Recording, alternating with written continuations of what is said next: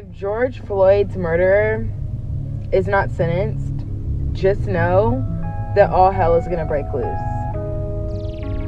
Don't be surprised when buildings are on fire. Just saying.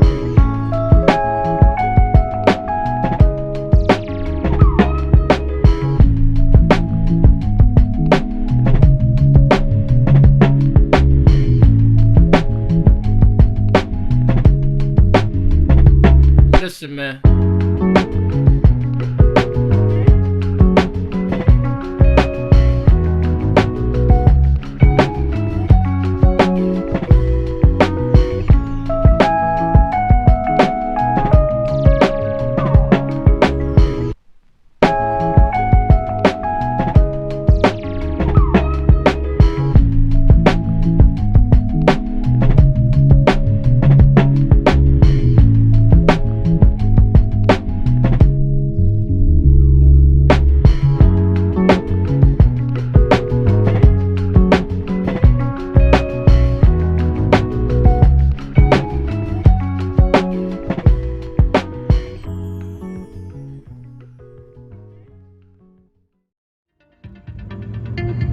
It was a Friday night, November 8th, 2002.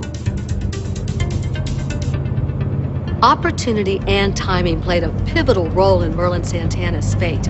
He wasn't even supposed to be in Los Angeles that weekend.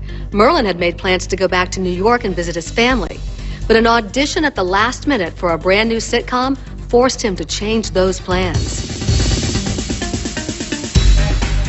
Instead, Merlin and a good buddy, actor Brandon Adams, head for the house in Crenshaw to record some tracks. Around midnight, Merlin calls a young woman he and Brandon had met a couple days before at a local restaurant. She introduced herself as Mercedes. She saw Santana, she recognized him from the Steve Harvey show, and she wanted to get to know him better. In my opinion, he was flattered that people recognized him. Merlin asked her if she wanted to come over and hang out with him and his friend Brandon, and she agreed to do that. And they gave her directions to the house where they were staying, and she came over. What they didn't know was that she was being dropped off by other people who were also in the car, two young men. Mercedes arrives around 2 a.m., but she's acting strange, flitting about like a nervous butterfly.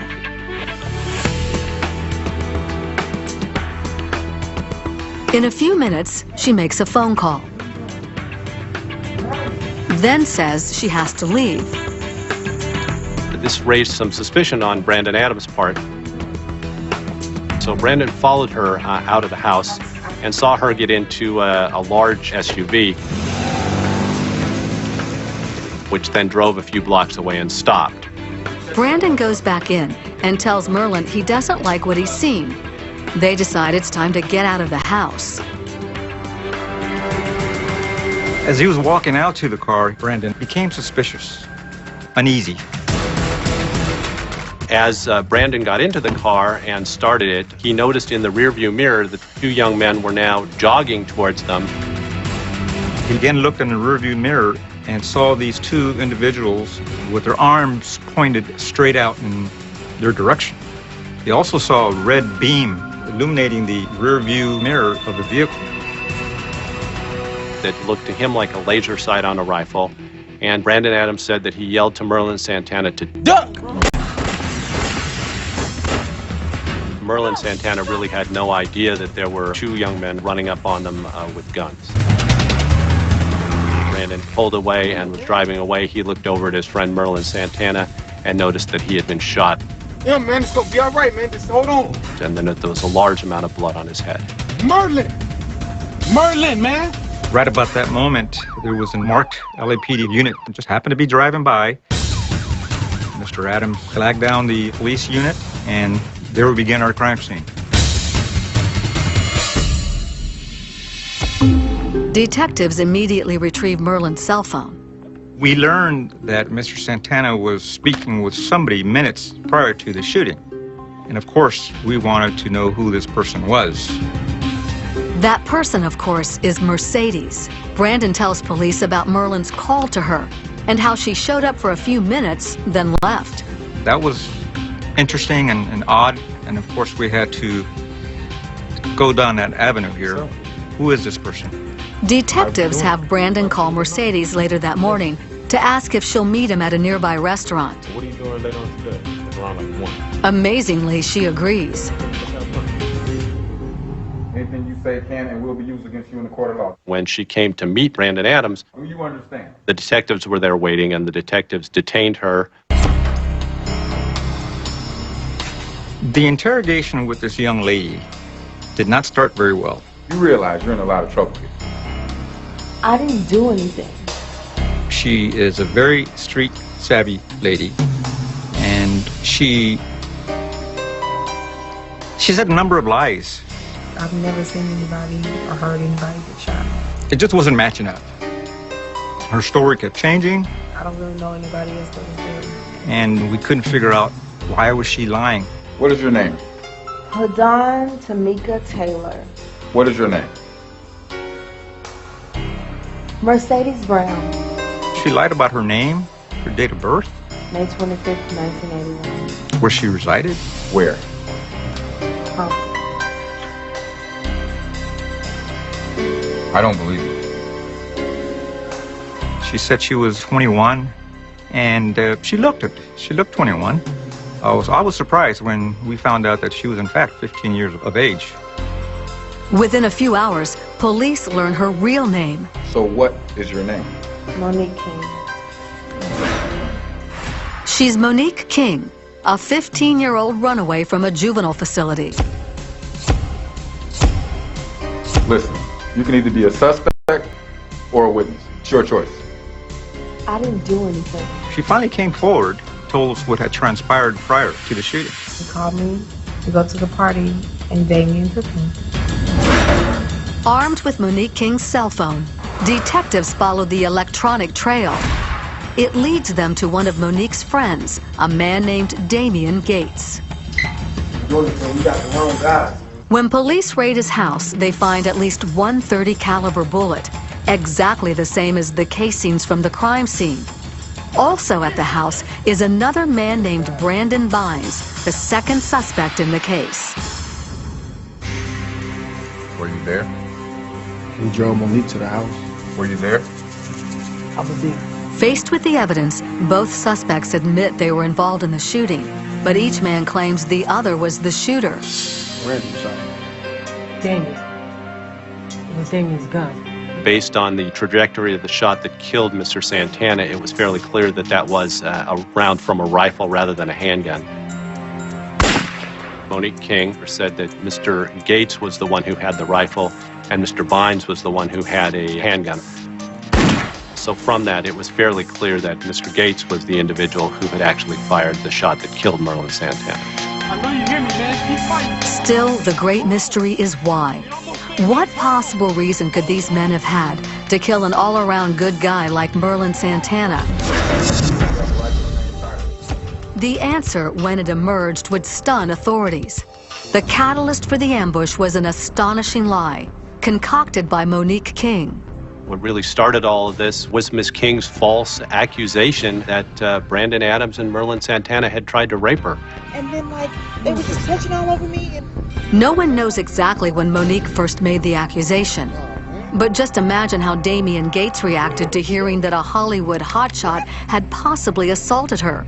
This murder was all about payback. There's no reason for her to make that accusation, and obviously that led to a series of tragic events that resulted in the death of Merlin Santana. I felt pretty angry and disgusted at the same time.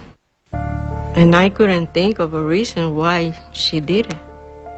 She was never able to explain to anyone why she would make up an accusation like this, I didn't do anything. other than to just say that it was false and nothing like that had ever happened. In the end, investigators suspect the crime probably started as a common home invasion.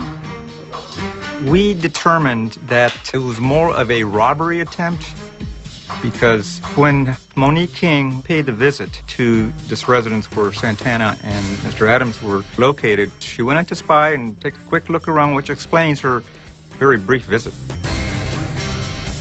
Her initial job was to go into the residence and look for jewelry and cash.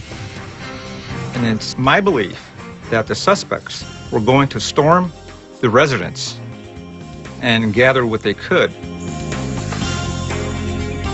But when Merlin and Brandon left the house before the robbers could make their move, they became the unfortunate targets of misguided vengeance.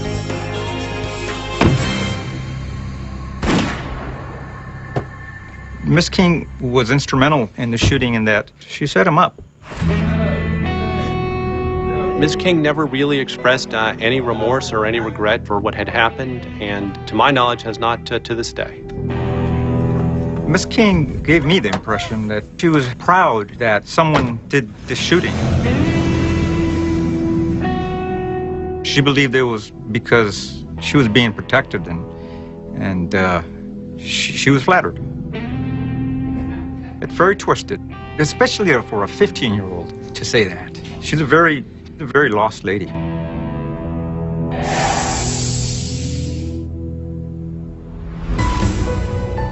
Damian Gates was convicted of first-degree murder and sentenced to life in prison plus 70 years. Brandon Bynes was convicted of voluntary manslaughter and assault with a deadly weapon. He received a 23-year sentence. Monique King, though a minor, was tried as an adult, but sentenced to just 8 years in the custody of the California Youth Authority. Merlin Santana is forever in the hearts of his family and friends.